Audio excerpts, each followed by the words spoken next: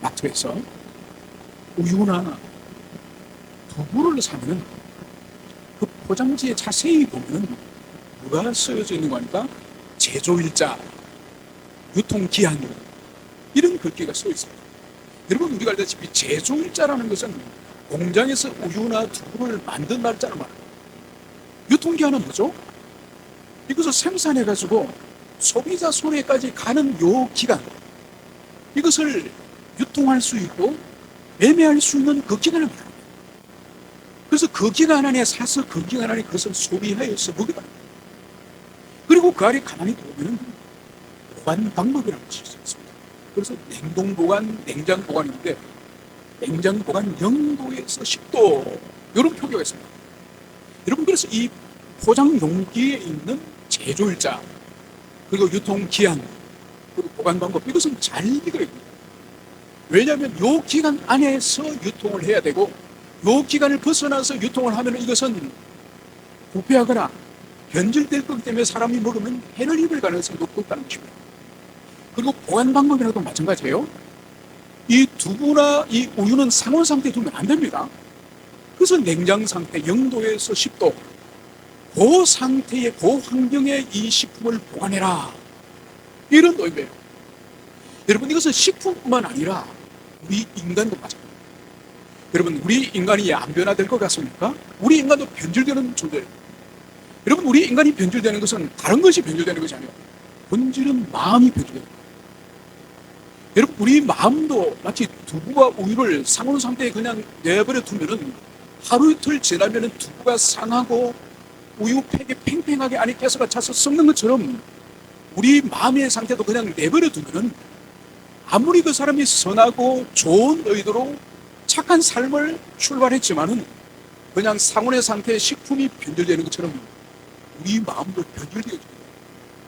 여러분 우리는 오늘 한 사람이 선하게 출발했지만은 그 마음이 왜 변질되어지고 변질되어진 결과가 무엇이고 그런 변질되지 않기 위해서는 식품을 냉장 보관하는 것처럼 우리 사람의 마음이 변질되고 부패되지 않기 위해서 어떻게 해야 되는지 이것을 오늘 살펴보고자 합니다. 여러분 오늘 우리가 살펴보는 이 주인공 등장인물은 우시아라고 하는 왕이에요. 이 우시아라고 하는 이 왕은 다윗의 후손으로서 다윗 왕국의 12번째 왕입니다. 그래서 오늘 본문에 보면은 이 우시아라고 하는 이 인물은 16살, 오늘날로 치면은 중상되는 나이의 왕이 됩니다. 그의 아버지 이름은 아마샤라고 말씀하고 있습니다. 이 아마샤라고 하는 왕을 대신해서 이 우시아가 16살 어린 나이에 왕이 되었음을 볼 수 있습니다. 여러분 이 16살의 왕이 된 이 사연을 알기 위해서는 아버지 아마샤를 우리가 이해할 때에 이 우시아의 인생과 통치를 더 밝히 이해를 할 수 있습니다. 여러분 이 아마샤라고 이 왕도 처음에는 출발을 잘 했습니다. 하나님의 말씀에 순종하고 정직하게 행하고 온전히 하나님을 쫓았습니다. 그래서 에돔과 전쟁을 할 때도 원 100달란트를 주고 용병을 북이스라엘의 용병을 샀지 않습니까? 10만 명의 용병을 샀는데 하나님의 선지자가 왕이시여 북쪽에 우상 숭배하는 그 사람들 10만 명은 이 전쟁에 도움이 되지 않습니다. 돌려보내세요. 이 하나님의 선지자 말을 듣고 이 아마사 왕이 순종하여서 10만 명이 없는 가운데서도 이 에돔과 전쟁에 승리를 합니다. 문제는 승리를 하면서 문제예요. 왜냐하면 승리를 하나님이 주셨는데 이 아마사라는 이 왕이 전쟁에서 이기면서 돌아올 때에 전쟁에서 패배한 이 에돔 나라 우상을 가지고 와요. 그래서 하나님을 버리고 이 전쟁에 패배한 에돔 나라 우상을 숭배하는 거예요. 미쳤죠. 자기를 전쟁에 이기게 하시고 구원하게 하신 하나님을 계속 섬겨야지 전쟁에서 패배한 나라의 우상을 왜 섬깁니까? 그러면서 이 사람이 이제는 이 믿음을 버리고 이제 정상적인 판단을 잃게 됩니다. 그러면서 이 왕이 북이스라엘과 전쟁을 하는 거예요. 전쟁을 도전하지 말라고 북이스라엘 왕이 충고했는데도 듣지 않고 전쟁을 하는 거예요. 그래서 결국은 이 우시아 왕의 아버지 아마사 왕이 전쟁에 포로가 됩니다. 포로가 돼서 이 사람이 한 10년간을 포로로 끌려가서 고생합니다. 왕이. 그래서 돌아왔는데 어떡하느냐? 여러분 왕이 없는 가운데에서 이 왕자 우시아에게 나라를 맡긴 거예요. 그래서 이 우시아 왕자가 아버지를 대신해서 섭정을 하는 거죠. 그러면서 왕이 없으니까 이 나라에 반란이 끊임없이 일어나죠. 그 10년간 포로로 끌려갔다가 이 아마사 왕이 돌아오니, 이 예루살렘으로 돌아오니 이 반역의 역도 무리들이 너무나도 강력한 거예요. 그래서 이 아마사가 예루살렘에 살지 못하고 도망가 있습니다. 그렇게 하는 것이 15년간을 이 사람이 왕궁에 살지도 못하고 도망을 다니다 결국은 반역자들이 보낸 이 암살자여서 이 아마사가 죽는 거예요. 그래서 이 우시아는 왕이 되는 16살 때에 아버지가 어떻게 하나님 앞에 불순종하여 우상숭배를 하였고 전쟁에 패배를 하여서 포로가 되었고 그리고 쫓겨다니다가 암살당해 죽었는지 비참한 아버지의 삶을 지켜봤습니다. 그래서 오늘 이 사절에 보면 우시아가 왕이 된 초기에 그의 아버지의 비참함을 이미 보았기 때문에 되느냐, 우시아가 그의 아버지 아마사의 모든 행위대로 여호와 보시기에 정직하게 행하며, 여러분 그의 아버지 아마사도 초기에 왕으로서 이제 다스니 초기에는 정직하고 신앙으로 살았거든요. 그래서 이 우시아도 아버지의 초기처럼 이 사람 또한 하나님 보시기에 정직하게 했다고 성경이 말씀하고 있습니다. 그러면서 이 사람이 왕으로 다스리는 이 초기 때 하나님의 정직하게 살았던 그 삶의 비결, 그 삶의 원인을 5절은 이렇게 말씀하고 있습니다. 하나님의 묵시를 밝히 아는 스가랴가 사는 날에 하나님을 찾았고 그가 여호와를 찾는 동안에 하나님이 형통하게 하셨더라. 여러분 우시아가 왕이 된 초기에 그가 하나님 앞에 정직하게 살았던 비결 중에 가장 중요한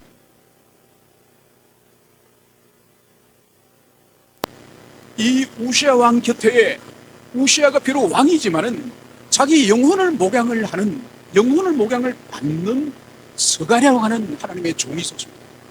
이 스가랴라고 하는 사람을 오늘 성경은 어떻게 기술하느냐, 하나님의 묵시, 즉 하나님의 말씀을 밝히 아는 스가랴. 여러분 비록 이 우시아가 자기가 왕이지만은 자기가 왕이라는 것을 주장하거나 교만하지 않고 자신도 기꺼이 누군가로부터 영적 돌봄을 받고 하나님의 말씀을 배우고 하나님의 뜻이 어디 있는지를 밝히 알아야 되기 때문에 영적인 멘토, 영적인 목자가 그 곁에 있었으니 그 사람이 바로 스가랴였습니다. 이 스가랴라는 사람의 특징이 바로 하나님의 묵시를 밝히 아는 사람이었다. 여러분 바로 이때의 우시아의 복 중에 최고의 복이 그 곁에 하나님의 계시 말씀을 밝히 하는 영적 서성인, 영적 목자인 스가랴가 그 곁에서 끊임없이 영적인 지도를 해주고 영적인 참견을 해주고 책망을 해주고 바른 길을 가질 수 있도록 왕으로서 바른 통치를 할 수 있도록 지도한 사람이 스가랴라고 하는 사람이 있었기 때문에 이 사람이 복되도다. 이 말씀을 여기서 하고 있습니다. 그래서 입에서 이런 좋은 영적인 가르침을 통해서 이 우시아는 끊임없이 하나님을 찾았고, 오늘 성경은 하나님을 찾는 동안에 무슨 일이 있다고요? 하나님이 우시아를 형통하게 하였더라.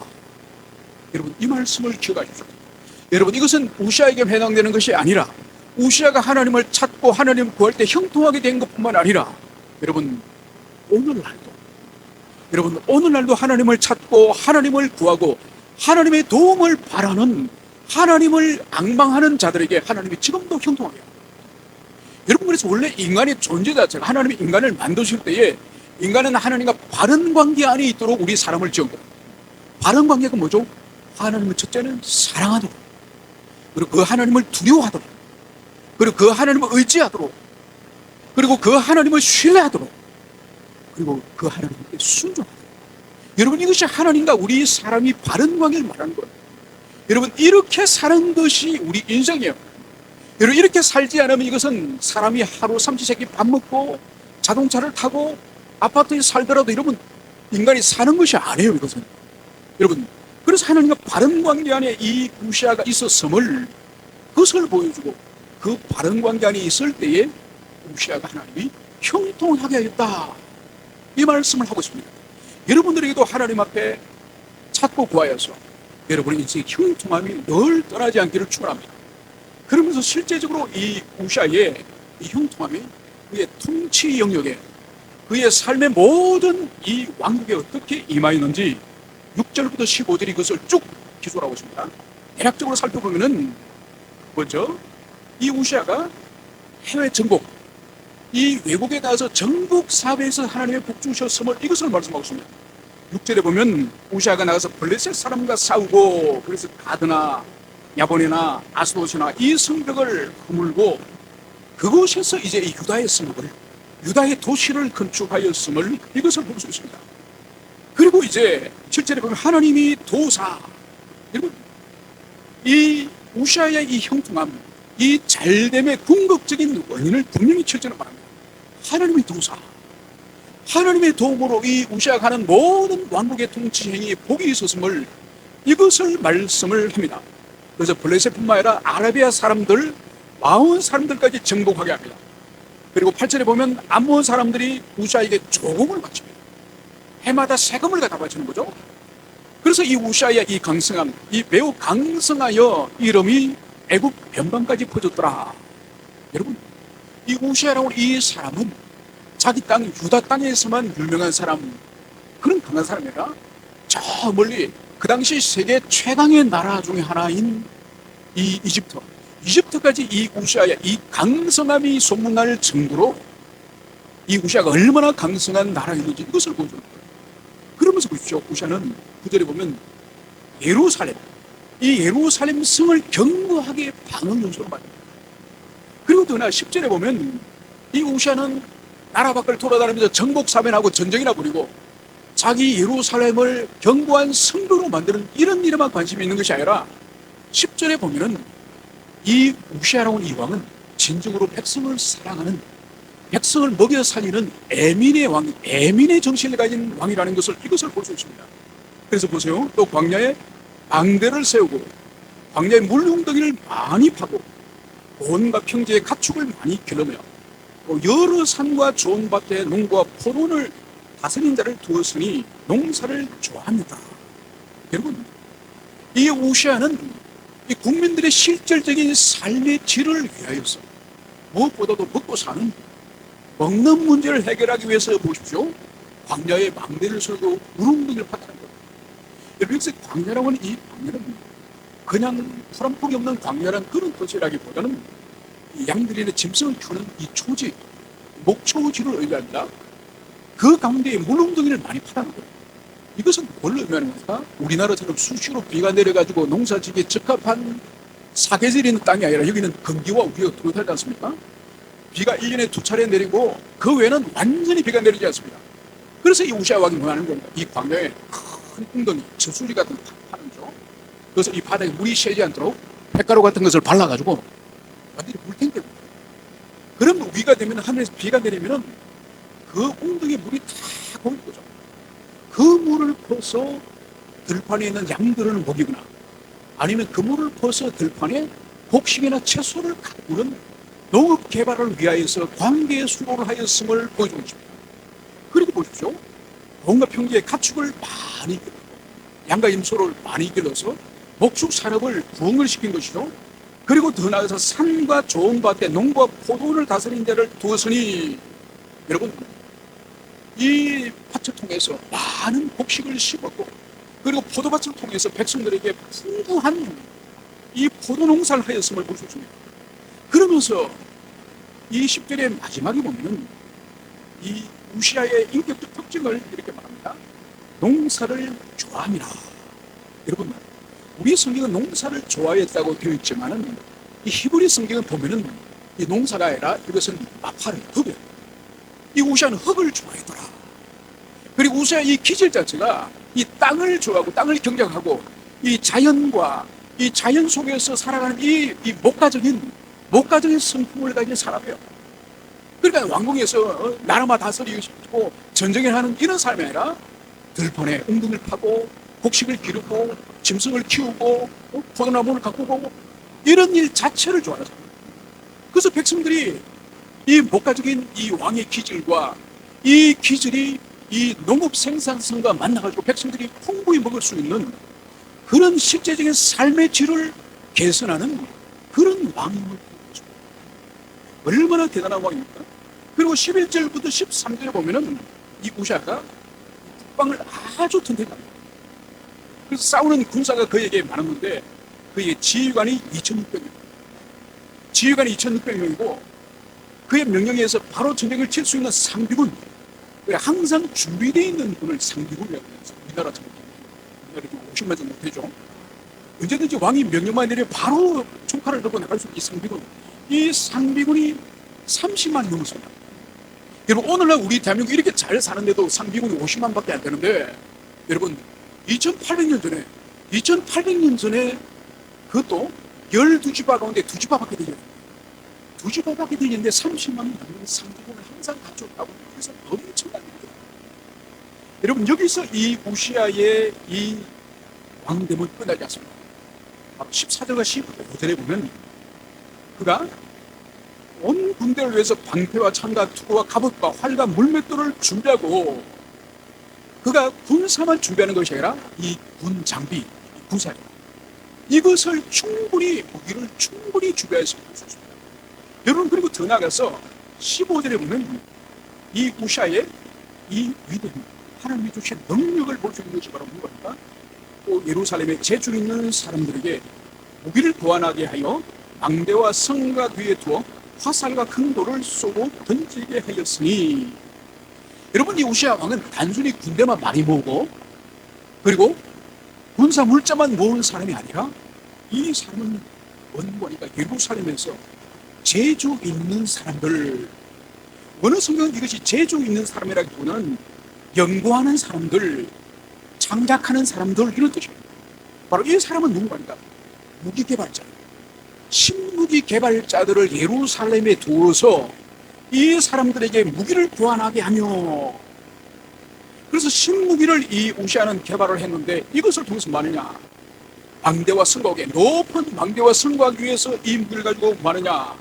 화살과 큰 돌을 쏘아 던지게 하고, 바로 이것이 뭡니까? 멀리 다가오는 이 적들 향해서 큰 화살을 쏘거나 아니면 큰 돌멩이를 이제는 쏘는 투석기 같은 이런 신무기, 신병기를 이 우시아가 개발했습니다. 여러분, 이것은 오늘날 치면은 이 무기는 무도탄과 미사일과 같습니다.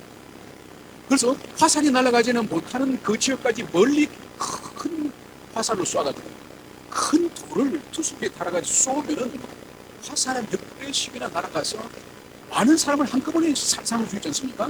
이 신무기를 이 우시아가 개발하였으면 볼 수 있습니다.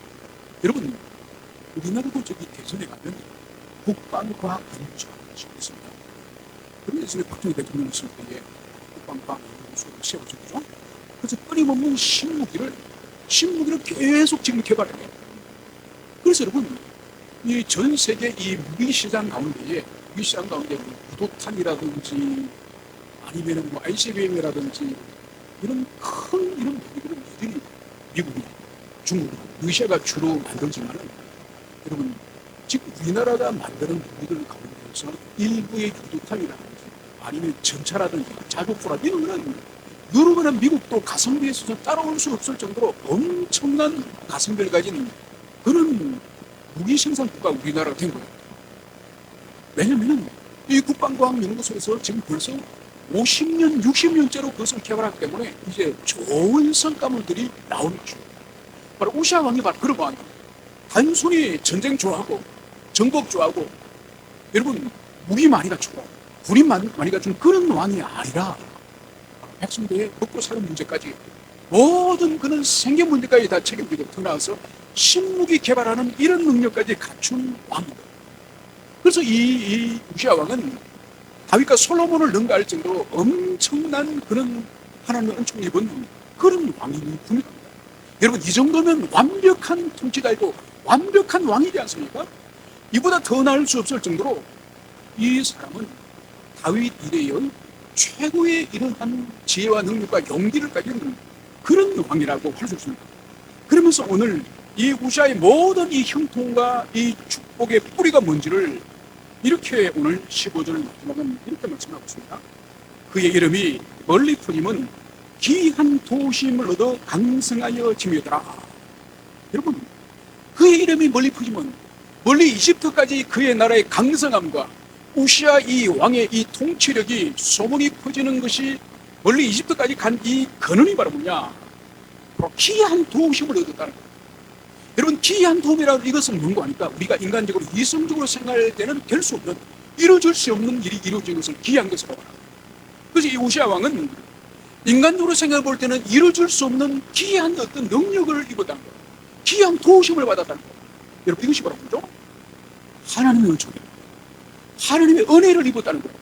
여러분, 하나님의 은혜가 아니고는 이 우시아의 이 번성과 이 부귀영화와 이 강성함이 설명이 될 수 없고 이해가 될 수 없고, 여러분, 저는 이 우시아의 이 통치를 묵상을 하면서 대한민국을 생각했어요.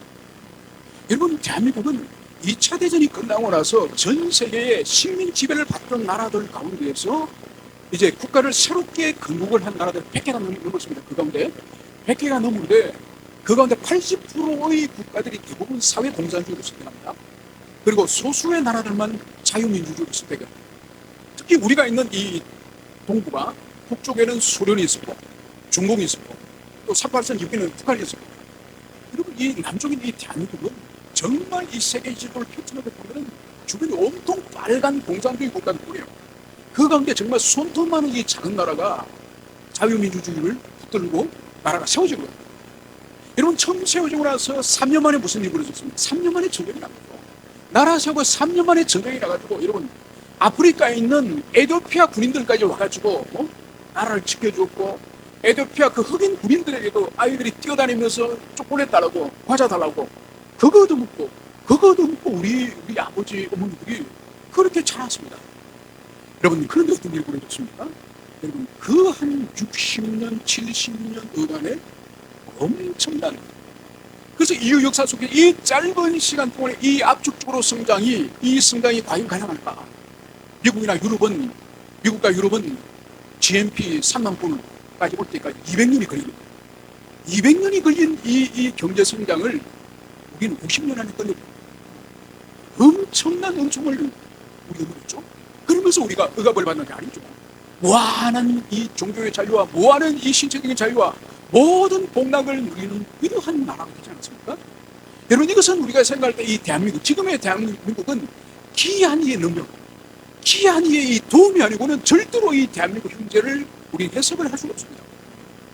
문제는 우시아의 인생이, 우시아의 통치가 이렇게 끝났으면은 여기까지만 다스리고 우시아가 빨리 죽든지 아니면 자기 아들이 승결하든지 여기까지만 왕으로 끝났으면 얼마나 좋겠습니까? 문제는 오늘 16절입니다.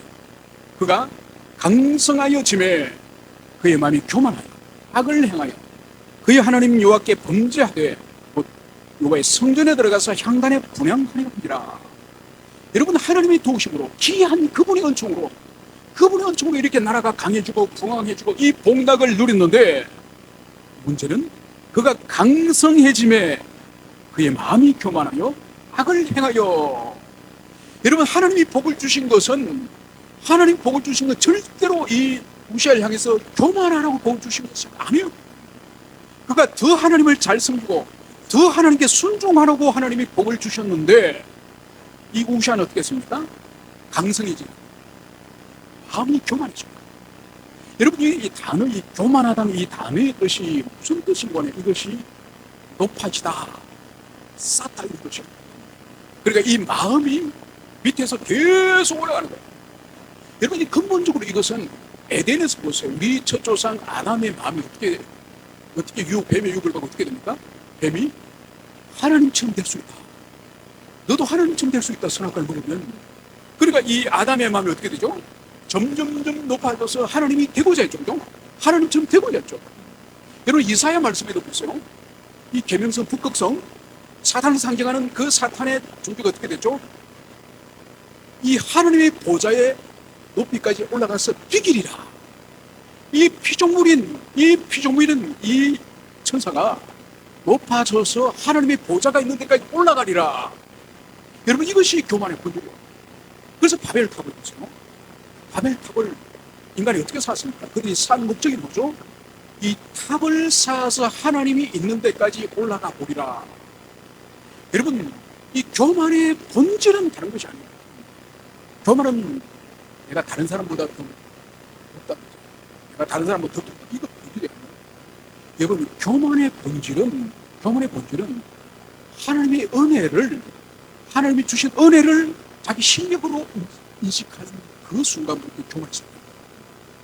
여러분, 그래서 지금까지 우시아에게 주님이 주신 것은 기이한 그분의 도우심을 통하여 이룬 이 왕국의 이 성과를 이 우시아는 자기 눈앞에 하나님이 보이지 않으니 이 모든 것들이 자기 실력으로 이 왕국을 쌓았다고 착오로 여깁니다. 여러분, 그래서 교만은 다른 것이 아니라 교만은 하나님을 주목하던 하나님을 응시하던 눈이 멈춰버리고 다른 것을 보는 순간 교만이 충만합니다. 그러면 여러분, 두부라든지 우유라든지 그것이 자연 상태에 두면 썩어버리지만 그것을 썩지 않도록 보존하는 방법이 냉장고 속에 냉장 보관하는 것이고, 그 상태를 유지하면 10일이나 보름이나 두고 먹을 수 있습니다. 우리의 부패하는 마음도 마찬가지입니다. 우리의 마음이 부패하지 않도록, 교만하지 않도록 유지하는 유일한 비결이 바로 뭘까요? 우리의 시선이 하나님께로부터 떠나지 않도록, 시선이 끊임없이 하나님을 응시하면서 내가 그분의 피조물에 불과하고 그분은 나의 아버지시고 그분은 나의 창조주시고 나의 호흡과 나의 모든 삶이 그분의 공급과 그분의 도우심과 그분의 은총으로 살아가는 동안 이 현재적인 인식, 이 인식이 있는 이상을, 그래서 눈이 주님을 응시하는 것으로 떠나지 않는 이상은 우리는 부패하지 않아요. 그것으로부터, 하나님으로부터 눈의 응시가 떠나는 순간 우리는 부패가 시작됩니다. 바로 우시아가 오늘 하나님 복을 주셔서 감사하게 되니 하나님을 지금까지 응시하던 눈이 하나님을 응시하는 것이 아니라 자기가 이룬 왕국의 놀라운 업적을 볼 때에 하나님이 이제 보이지 않아요. 이것은 자기의 통치 능력에 의해서 이루어집니다. 여러분, 저는 여러 해 전부터 이 K-방산, K-뷰티, K-컬처, 이 K-시리즈 들어가는 이거 정말 저는 마음이 불편해집니다. 왜냐하면 여러분, 인류 역사를 보세요. 인류 역사 이 ADU만 하더라도 2000년이 지났지 않습니까? 2000년이 지나면서 로마 제국의 영광도 있었죠. 그리고 로마 제국 이후에 투르크라든지 대영 제국이라든지 바이마르 제국이라든지 러시아라든지 미국이라든지 얼마나 전 세계 제국들이 많았습니까? 프랑스라든지 어느 나라가 주도권을 쥐더라도 여러분 A컬처, 프랑스 F컬처 있었습니까? 여러분, 자기 나라의 그 이니셜스 가지고 그런 문화를 불러온 적이 없습니다. 그런데 저는 이 K컬처, K뷰티 이런 말을 쓰는 것을 보고 이거 너무 우리가 앞서는 거 아닌가? 너무 우리가 교만한 거 아닌가? 우리 잘난 맛에 우리가 이런 것이 아닌가? 저는 깊이 우려를 했습니다. 여러분, 그것이 아니나 다를까 보세요. 하나님이 지금 우리 대한민국을 기뻐하지 않잖아요. 지금 우리가 살아가는 이 모든 우리 사회를 둘러싸고 있는 이 환경을 보시면 지금 다 무너지고 있잖아요. 무너지지 않는 곳이 한 군데도 없습니다. 지금 대한민국은 대균열, 대붕괴의 시대에 지금 들어간 거예요. 그럼 바로 직전까지, 재난에까지 하더라도 얼마나 K컬처를 자라가면서 K팝을 자라가면서 얼마나 우리가 기고만장했습니까? 이 모든 것들이 우리의 눈이 하나님을 응시하다가 하나님 주신 이 은총을, 이 성담을 응시하는 동안에 마치 이것이 우리 실력인 것처럼 우리가 변질된다는 이것을 오늘 우시아를 통해서 볼 수 있습니다. 그래서 오늘 이 우시아는 마음이 교만해지니 이제 삶으로 악을 행하는데, 그 삶으로 악을 행하는 오늘 구체적인 일이 뭐냐? 그 문제가 뭐냐? 곧 여호와의 성전에 들어가서 향단의 분향을 하려니라. 여러분, 왕이 하나님의 성전에 들어가서 이 분향을 하였다는 것을 볼 수 있습니다. 여러분, 분향은 성전 안에서도 어디서 하죠? 성전에서 이제는 성전 내부로 들어가면은 방이 두 개가 있잖아요. 첫 번째 방을 뭐라고 부르죠? 성소라고 부르죠. 성소. 그리고 거기서 또다시 휘장을 하나를 더 해치고 들어가면은 지성소가 있죠. 그래서 지성소는 오직 거기는 이 하나님의 거룩 천사들과 이 법궤가 있죠. 대제사장이 1년에 한 차례만 들어갈 수 있다고 한다면은 이 성소는 제사장이 들어갑니다. 제사장이 들어가면 오른쪽에 이 12개 떡이 놓여 있는 12떡이 있는 이 진설된 상이, 왼쪽에는 뭐가 있죠? 이 등불에 불이 있습니다. 불을 켜는 거예요. 그리고 정면에 가면 뭐가 있는 거예요? 이 정면 앞에 가면 이 법궤 바로 맞을 거예요. 휘장을 사이에 두고 휘장 너머는 법궤가 있고 휘장 앞에는 이 향단이 있어요. 하나님께 향을 펴고, 이 향의 연기는 바로 성도의 기도로, 하나님께 올려드리는 성도의 기도로 상징하지 않습니까? 이거는 제사장이 하나님이 지정하신 이 향을 가지고 하나님께 이 향연기를 올려드리는 것이 제사장의 직무예요. 그런데 오늘 이 우샤가 이 성소에 들어가도 안 되는 일이지만은 들어갔을 뿐만 아니라 이 우샤가 하는 일이 바로 뭐죠? 향단의 분향을 하는지라. 있을 수 없는 일이에요. 있을 수 없는 일이에요. 여러분, 하나님은 당신의 이 신정국가, 이 이스라엘은 하나님이 통치하시는 신정국가지 않습니까? 그런데 신정국가지만은 하나님이 영이시기 때문에 직접 통치하시는 것이 아니고, 하나님이 천사를 보내서 통치하는 것도 아니고, 하나님의 대리자이신 하나님의 이 종들의 다스리니 그 세 종이 누구죠? 왕과 제사장과 선지자가 나왔습니까?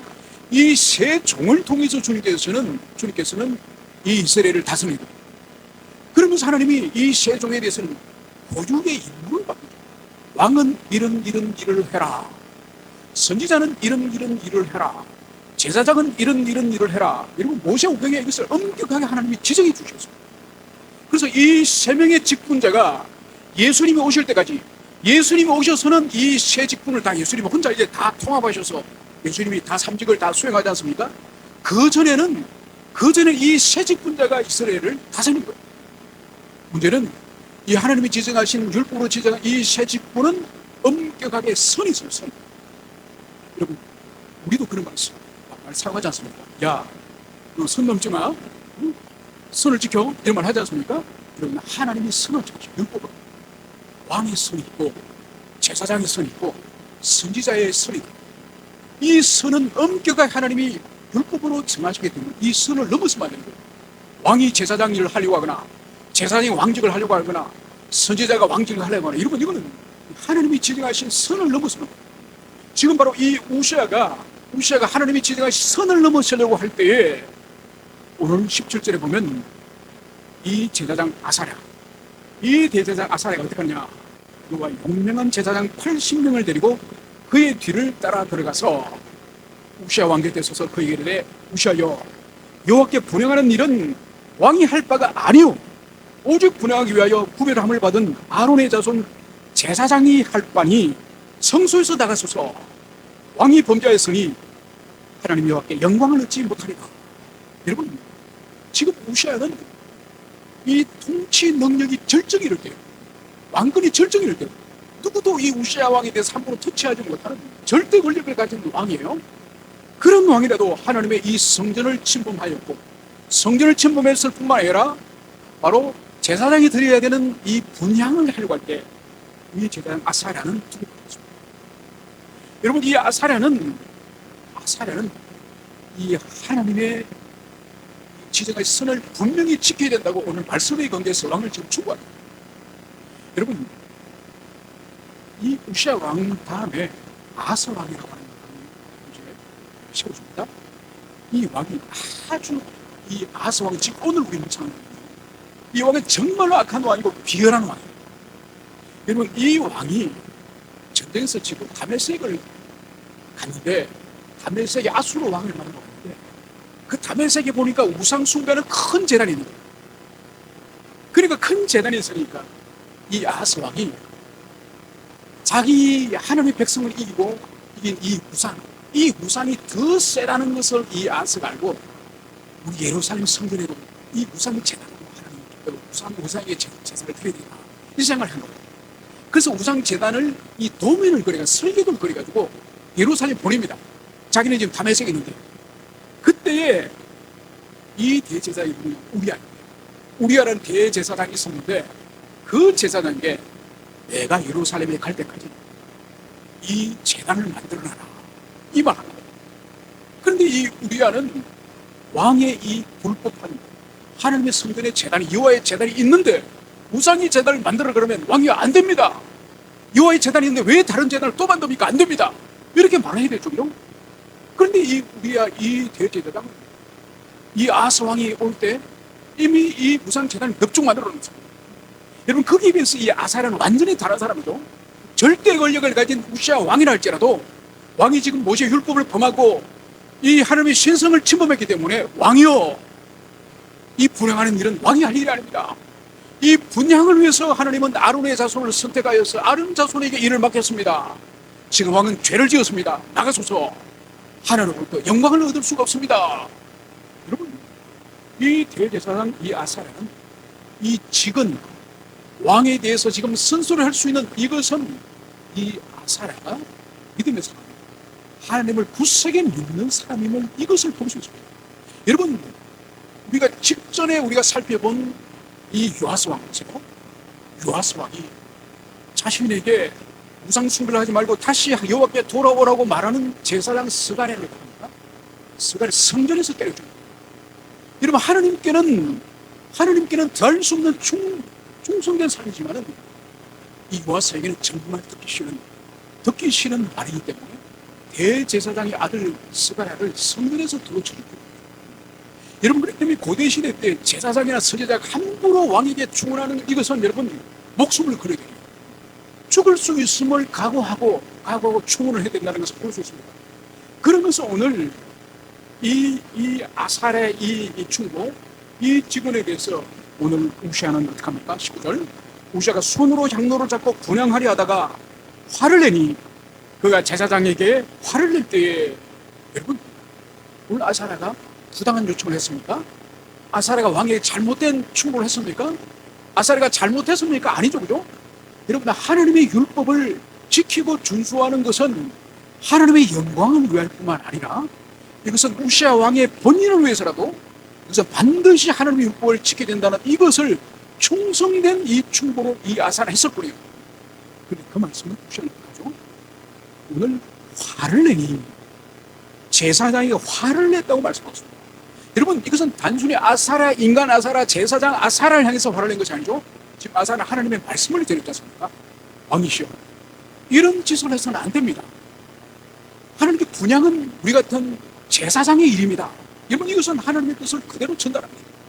그래서 이 하나님의 말씀을 대언을 화를 내고 분노했다고 하는 이것은 바로 인간 아사랴 제사장을 향한 분노가 아니라 바로 하나님을 향한 분노.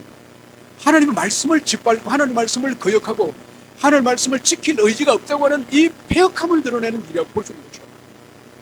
여기에 대해서 오늘 하나님께서는 이 우시아가 어떻게 하냐, 여호와의 전안 향단 곁 제사장 앞에서 그의 이마에 나병이 생긴지라. 여러분, 하나님은 즉각적으로 주님은 심판하십니다. 하나님 즉각적으로 징계하십니다. 왜냐하면 보세요, 이 우시아는 백성의 대표자이다, 백성의 지도자였습니다.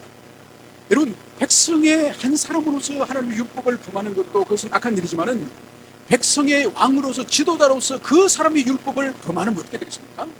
여러분, 이런 것이죠. 한 사람이 죄를 지으면 그것은 그 사람의 개인의 죄로 끝나지만 왕이나 대통령이나 그런 사람이 죄를 뻔뻔하게 지으면 마치 마이크를 들고 이렇게 말합니다. 여러분, 하나님 율법 지킬 필요 없어요. 여러분, 하나님 섬길 필요 없어요. 이걸 말하는 거예요. 왕이나 대통령이 죄를 짓고 뻔뻔하게 살아가는 것은 그것을 온 세상이 나팔 부는 거라는 거예요. 여러분, 나도 이제 법을 안 지키거든요. 여러분도 율법 지키지 마세요. 하나님 무시하세요. 이걸 공공연히 말하는 것이 바로 지도자의 범죄예요. 그래서 하나님은 이 우시아를 즉각적으로 그 분노할 때에, 제사장을 향해서 분노할 때 그 이마에 나병이 심니다. 왜 이마일까요? 이 신체, 이 왕의 이 왕복 안에 이 덕에도 나병이 생길 수 있고, 가슴에도 생길 수 있고, 발에도 생길 수 있고, 왜 이마에 생길까요? 여러분, 지금 대제사장과 280명의 제사장이 보는 앞에 누구나 보더라도 이 이마는 가장 눈에 잘 띄는 것이에요. 이건 부정할 수 없는 이 현장입니다. 이거는 주님 바로 보여주십니다. 그로 끝나는 것이 아니라 오늘 20절 보시죠. 대제사장 아사랴와 모든 제사장이 왕의 이마에 나병이 생겼음을 보고 성전에서 급히 쫓아내고 여호와께 치셨으므로 왕도 속히 나으리라. 여러분, 레위기 13장에 보면 이 하나님의 성전은 거룩한 곳이기 때문에 이곳은 부정한 것이 가르쳐줍니다. 그래서 이 나병 환자가 성전 안에 있다는 이것은 절대로 용납할 수 없습니다. 그래도 제사장과 이 80명의 제사장들이 왕을 급히 밖으로 쫓아냅니다. 그리고 우리가 여기서 또 볼 수 있는 것은 여호와께 치셨으므로 왕도 속히 나으리라. 여러분, 이게 무슨 말이에요? 자기 이마에만 나병이 발생하는 것이 아니라 이 왕 자신, 우시아 자신도 자기 몸에 나병이 지금 확산되고 퍼져가고 있다는 이것을 자기가 경험한 거예요. 여러분, 이마는 자기가 보입니까? 이마는 안 보여. 그거를 누가 보여주지 않아. 안 보여. 그런데 우시아가 속히 뛰쳐나갔던 이유가 뭘까요? 이마로부터 발병한 이 나병이 온몸으로 즉각적으로 퍼졌기 때문에 이 우시아 본인도 그것을 받아들이고 급히 뛰쳐나갔음을 이것을 보여줬습니다. 여러분, 하나님은 오늘 이 말씀을 통해서 포로에서 돌아온 이스라엘 백성들, 예루살렘을 재건해야 되고 성전을 재건해야 될 그들을 향해서 하나님은 두려우신 겁니다. 하나님을 거역하고 하나님을 대적하고 하나님께 불순종하는 인생들에게는 하나님이 즉각적으로 심판하실 수 있고 즉각적으로 징계하시는 하나님이심을 이 우시아의 이마에 이 나병을 통하여서 하나님은 경외의 대상이심을 이것으로 올려서 말씀하고 있습니다. 그러면서 이 우시아 인생, 이 남은 인생을 오늘 21절 이하에서는 이렇게 말씀하고 있습니다. 우시아 왕이 죽는 날까지 나병 환자가 되었고 나병 환자가 되매 여호와의 전에서 끊어져 별궁에 살았으므로, 여러분, 이 우시아의 이 나병은 치유가 되지 않습니다. 치유가 되지 않습니다. 그래서 이 우시아는 나병 환자가 되어서 어떻게 하느냐, 하나님의 전에 끊어져. 여러분, 하나님의 성전에서 끊어졌다는 의미는 뭔가요? 다시는 성전에 갈 수 없는 사람이야. 여러분, 다시 성전에 갈 수 없다는 사람이 무슨 의미죠? 다시는 하나님께 제사할 수 없고 하나님께 예배할 수 없는, 하나님의 은총으로부터 단절된 사람이라는 생각입니다. 여러분, 하나님으로부터 단절된 인생을 살 뿐만 아니라 오늘 그는 벨공에 살았으므로, 여러분, 예루살렘 이 성전 곁에 왕궁이 있었지 않습니까? 이 우시아 왕은 왕궁에 이제 살지 못하고 왕궁을 떠나야 되는 삶을 보여줬죠. 왕궁에는 사랑하는 가족들이 있겠죠. 왕궁에는 자신이 초기에는 신하들이 있겠죠. 이제 모든 가족으로부터 단절되어지고 신하부터 단절되어지는 소외된, 철저하게 소외된, 여러분, 그래서 이 우시아는 하나님으로부터 소외되어지고 사람으로부터 소외되어지는 철저한 단절의 삶을 살았음을 보여주고 있습니다. 여러분, 그것으로 끝나는 것이 아닙니다. 오늘 23절에서는 우시아가 그의 조상과 함께 누움에 그는 나병 환자라 하여 왕들의 묘실에 접한 땅, 곧 그의 조상들의 곁에 장사하리라. 여러분, 살았을 때도 하나님과 단절되어지고 예배로부터 단절되어지고 가족과 신하들로부터 단절되어지는 그런 소외 고통을 경험했다고 한다면 죽었어도 어떻게 됩니까? 나병 환자가 됩니다. 비록 그가 왕이었지만 왕들이 묻히는 왕의 묘실에 잠들지 못하고 바로 왕의 묘실에 접한 이웃에 있는 그 곁에 있는 땅에 이 사람이 장례지었음을 이것을 보여줍니다. 여러분, 그래서 이 우시아만큼 그가 교만하기 전에 그가 누렸던 영광과 이 왕국의 번영은 솔로몬과 다윗의 부분과는 엄청난 영광을 누렸다고 한다면, 교만하여서 이가 나병에 걸린 이후에 당한 그의 비참함은 이 땅에 살았을 때 하나님과 단절되어지고 가족들과 사람과 단절되어지고 죽어서는 열조와 단절되어지는 이런 비참함에 살았던 사람이 죽어간 사람이 바로 우시아입니다. 그래서 이 우시아 인생을 우리가 가슴 깊이 새길 필요가 있습니다. 그 사람이 교만 이전과 교만 이후에 이 대비되어진 이 삶, 마음을 지키지 못하고 마음이 불편하지 않도록 항상 우리의 이 시선이 하나님을 응시하고 그리스도 예수와 그의 십자가를 응시할 때에 우리는 변질되지 않습니다. 우리 눈이 하나님을 떠나고 우리의 주님을 떠나고 주님의 십자가를 떠날 때에 식품이 변질되고 썩듯이 우리 마음이 변질되어 썩을 때에 하나님 어느로부터 단절되어지고 사람으로부터 단절되어지는 이 우시아의 이 고난이 우리에게도 될 수 있다는 이것을 여러분이 가슴 깊이 새기시고 항상 우리의 눈이 하나님을 주목하고 그리스도를 주목하는 우리의 안목의 길을 축원하고 함께 기도하시겠습니다.